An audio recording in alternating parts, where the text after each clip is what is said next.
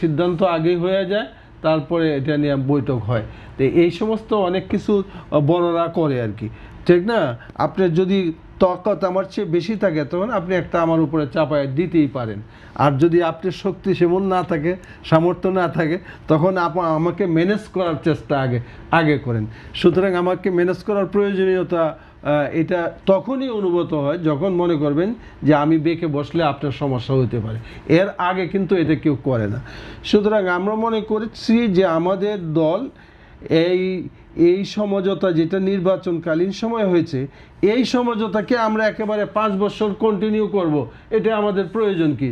আমাদের দলীয় কর্মসূচি আছে, দলীয় বিভিন্ন সামনের দিকে যে আপনাদের আন্দোলন সেটা আমাদের অল্প সংখ্যক হোক। যে সামনে যে আপনারা আন্দোলনের মাঠে নামছেন, সেই কর্মসূচির ভিত্তি কি হবে? দেখেন, একটা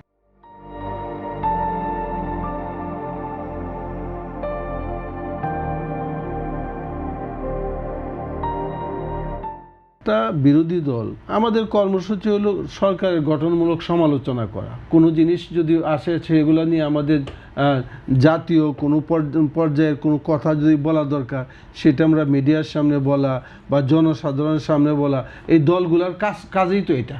সুতরাং সেটা আমরা গঠনমূলকভাবে করে যাব।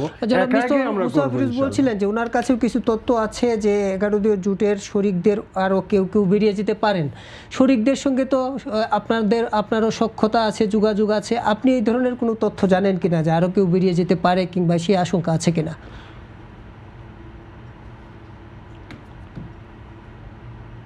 আপনার কাছে প্রশ্ন?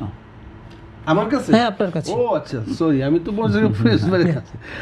আচ্ছা, দেখেন, এক কথা হলো যে আমরা আপনাকে আগেই বিনয়ের সাথে বলি যে আমরা এই জোট থেকে বের হয়ে যাই নাই, বা এই যে জোটেই হয় নাই, যেটা এটা বাইর হওয়ার তো প্রশ্নই আসে না। এটা একটা আপনার সাথে চলবো, কিছুক্ষণ চলবো, আপনার সাথে যাব, আমি বিমানবন্দর পর্যন্ত আপনার সাথে যাব, এটা আমি হয়েছি। একসাথে মনে করেন একটা রিক্সাতেই উঠলাম দুজনে, 50-50 পয়সা দিয়া, আমি ওইখানে গিয়া নেমে গেলাম। তারপরে তো আপনার সাথে আর কন্টিনিউ যাওয়া আমার আর কন্টিনিউ করা দরকার নেই। আপনি পল্টন যান, আর কেউ কি সেই রিক্সা থেকে নেমে যেতে পারে, সেই কোনো তথ্য আছে আপনার কাছে? সেই তথ্য তো এইভাবে বলা না। যখন মানে কেউ যদি এইভাবে চায়, সেটা গণমাধ্যম তো অবশ্যই সবার আগে জানবে। দেশের নাগরিকটা তো লুকায়া যাওয়ার কোনো ব্যাপার না, তাই না? সুতরাং যেটা কোনোটা এখনো ঘটে নাই, ঘটতে পারে, এটা তো স্বাভাবিক ভাই। এই যে কি ঘটবে না ঘটবে এটা বলা তো মুশকিল। 2 বছর আগে জুলাই মাসে যেই ঘটনা যে ঘটলো, এই মুস্তফা ফিরোজ ভাইয়ের তো ওনার ভিডিও বানান বিভিন্ন সময় এখন দেখি আমি, কিন্তু এইটা তো কেউই বলতে পারে নাই যে 5 তারিখ এমন কিছু এইভাবে গইটা যাবে। আর এই কয়েক দিনের 36 দিনের আন্দোলনে একটা দেশের এমন বিরাট পরিবর্তন হয়ে যাবে, যেটা 15-17 বছরে যেটা সম্ভব হয় নাই। এই ধরনের আগাম কিছু বলা যায় না। তবে আমরা মনে করি যে প্রত্যেক দল তাদের নিজের স্বার্থ কোন দিকে সেটা হয়তো চিন্তা করবে। যদি স্বার্থ ওই দিকে থাকলে ভালো হয় তাহলে থাকবে। আর যদি স্বার্থ বলতে আমার দলের স্বার্থটাই তো আসলে একটা দলের জন্য বড় জিনিস।